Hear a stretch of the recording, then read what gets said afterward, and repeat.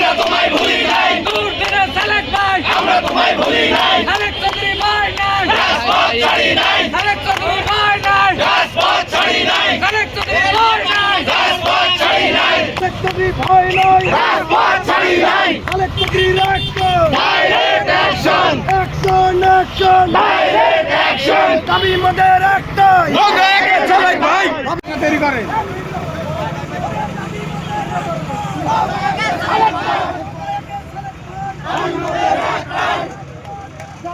Direct action, direct action, direct action.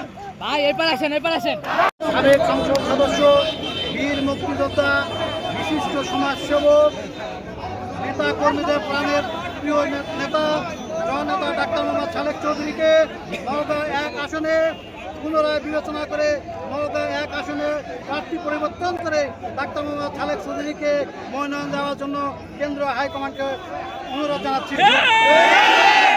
প্রার্থী পরিবর্তন করা না করা পর্যন্ত আমরা আমাদের সংগ্রাম চালিয়ে যাব। এই ঘোষণার পর আমি একজন বিএনপির কর্মী, আমাকে হুমকি দেওয়া হয়েছে হত্যার।